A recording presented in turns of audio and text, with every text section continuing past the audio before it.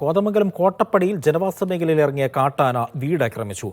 വാവേലി സ്വദേശി പോളിന്റെ വീട്ടിന്റെ ജനൽപ്പാളി തകർത്തു. തലനാരിഴയ്ക്കാണ് വീട്ടുടമ രക്ഷപ്പെട്ടത്. പ്രദേശത്തെ കാർഷിക വിളകളും നശിപ്പിച്ചു. പുലർച്ചെയാണ് ആന ജനവാസ മേഖലയിൽ എത്തിയത്. പറമ്പിൽ ഇറങ്ങി അടയ്ക്കാമരവും വാഴയൊക്കെ നശിപ്പിച്ചിട്ട് കയറി വന്ന് മുറ്റത്തേക്ക് വന്നപ്പോൾ ആണ് ഞാൻ അറിയണേ. ഒരു സൗണ്ട് കേട്ട അറിഞ്ഞ് ഫ്രണ്ടിലെ സ്വിച്ചിട്ടപ്പോൾ ആന ഓടി വന്ന് ജനൽപ്പാളിലേക്ക് കുത്തുകയത്. കുത്തി അങ്ങനെ തന്നെ തിരിഞ്ഞ് ഇതിൽ കിടന്ന് തോട്ടത്തിൽ കയറി റബ്ബർ തള്ളി. അപ്പോഴത്തേക്കും ഫോറസ്റ്റുകാർ വന്നു, പാത്രന്മാരും വന്ന് ഓടിച്ച് വണ്ടി കയറ്റി.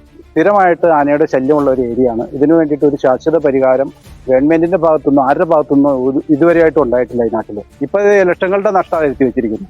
ഇങ്ങനെ സ്ഥിരമായിട്ട് ആൾക്കാരുടെ പറമ്പുകളിൽ നടന്ന് ഈ ആന ഇങ്ങനെ ശല്യം ചെയ്തുകൊണ്ടിരുന്നിട്ടും ഇവിടെ ജീവിക്കുന്ന മനുഷ്യന് യാതൊരു വിലയില്ല. ഇവിടെ മൃഗങ്ങൾക്കാണ് വില. ഫോറസ്റ്റുകാർ വന്നു കഴിഞ്ഞിട്ട് അവർക്ക് മൃഗങ്ങളെയാണ് താല്പര്യം. സന്ധ്യ ആയി കഴിഞ്ഞിട്ട് ഇവർക്കൊന്ന് പുറത്തേക്ക് പോകാനൊരു നിവൃത്തിയില്ല. ഈ ഒരൊറ്റ വഴിയേ ഉള്ളൂ. സിജോ വർഗീസുണ്ട് വിവരങ്ങൾ നൽകാനായി. സിജോ, വനവകുപ്പ് ഉദ്യോഗസ്ഥർക്കെതിരെ വലിയ ധാർമ്മികമായ രോഷമാണ് നാട്ടുകാർ പ്രകടിപ്പിക്കുന്നത്. എപ്പോഴായിരുന്നു ഈ സംഭവം നടക്കുന്നത്?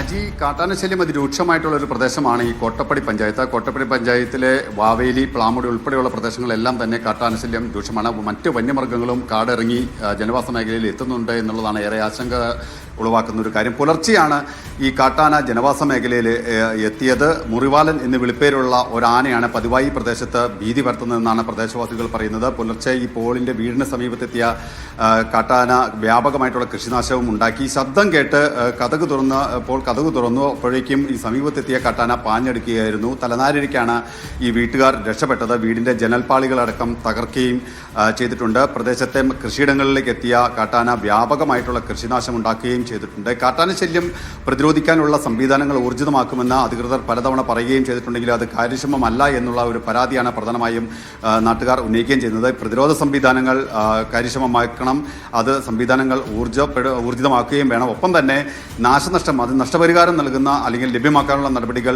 അത് കാര്യക്ഷമമാക്കി അത് ലഭിക്കാനുള്ള സൗകര്യം ഒരുക്കണമെന്നുള്ള ഒരു ആവശ്യം കൂടി നാട്ടുകാർ ഉന്നയിക്കുകയും ചെയ്യുന്നുണ്ട്. ജി.